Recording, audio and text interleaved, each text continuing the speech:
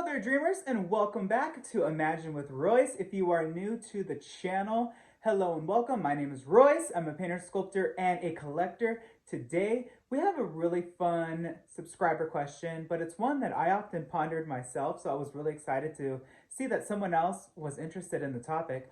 What happened to the New Guinea African laughing children dolls from It's a Small World?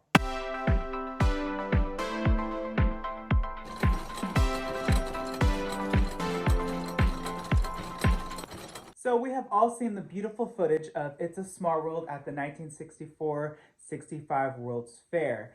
They were the most beautiful versions of the dolls, in my opinion. These were created by the most legendary Imagineers that we all know and love. However, there are so many slight changes that happened when the actual World's Fair was over and it moved to its permanent installation at the Disneyland Resort. First and foremost, let's talk about the dolls themselves. There were 4 heads.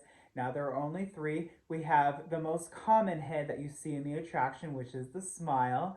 And then the second most common is going to be the singer. So it just has a slight mouth movement. And then the third most common is going to be the blower, which is a doll here that entrances the snake. But today we are here to talk about a doll head that seemingly just disappeared. And it's very mysterious because, especially from my standpoint, I know so much history of this attraction. I worked on the dolls as an audio animatronic figure finisher under Walt Disney Imagineering Anaheim, worked with the most legendary art directors such as Kim Irvine, and I want to know what happened to these dolls. So for those that do not know, and of course I'll pop a picture up on the screen, we're talking about these little beauties. Yes, they are the most gorgeous, laughing African children. The most unique thing I would say about the dolls, of course, is the head difference. I would say that the actual face sculpt was created, of course, by none other than the legendary Imagineer himself, Blaine Gibson.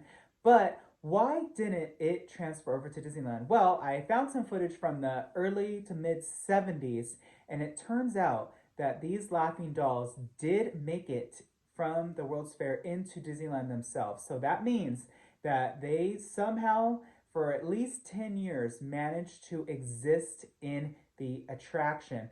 Now, when I look at footage from the 80s, 90s, and of course mid 2000s to current day, they are nowhere to be seen. I've actually had the honor myself of working on one of these hyenas, and I looked at the platforms and I did see little squares. So anytime a figure is taken out of an attraction, it has its animatronics base.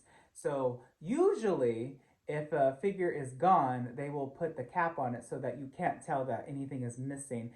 But for the most part, you can't really tell. And there's so much to see and hear, and It's a Small World that one little dark hole usually isn't too distracting. However, I did see their platforms or their stations, their foundations for their electronic animatronic components. So they were there at Disneyland, and that's still the original wood. Disney is slowly adding new wood that, of course, it's kind of rotting over time.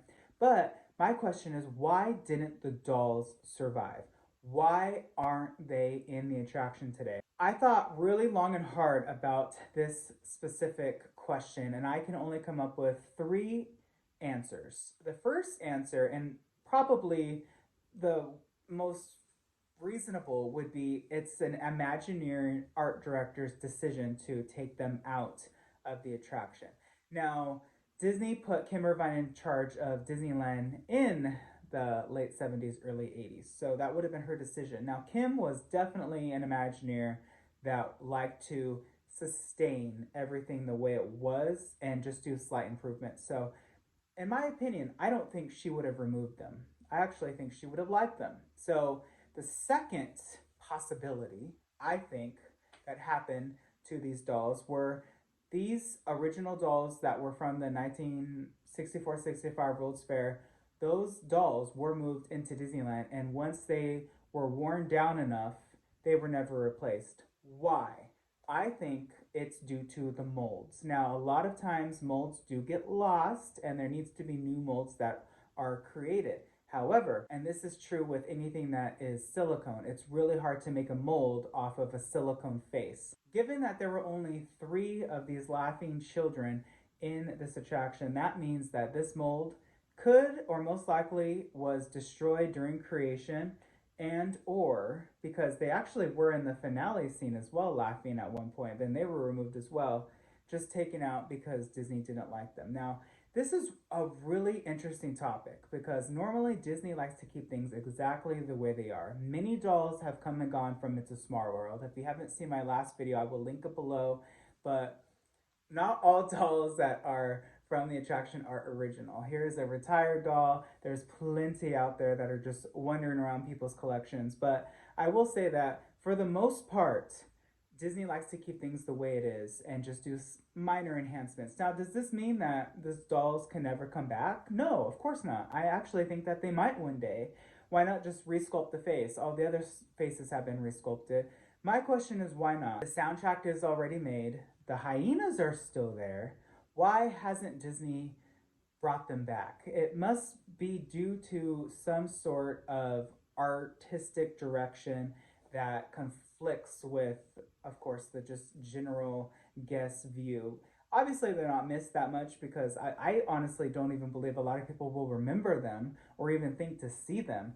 But it's a really fun topic to discuss, and those are the possibilities that I think. One, the art director didn't like them. Two, the molds were destroyed and they can't make new ones, or they didn't really care to. Or three, no one thought that they were necessary enough to bring back into the attraction once those original 6465 dolls faded, were destroyed, and that's kind of it. I never saw any of them backstage, and there's a lot of old dolls from the 6465 World's Fair backstage in the shop, even some really, really old other figures. Never saw them. Never saw them at Imagineering in Glendale.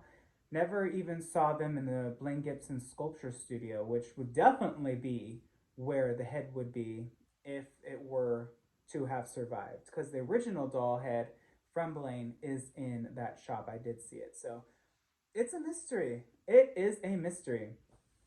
Like so many other animatronics, from Pirates of the Caribbean to the Haunted Mansion, so many figures come and go. That original Hatbox Ghost, what happened to him? Many pirates have come and gone from the attraction over the years.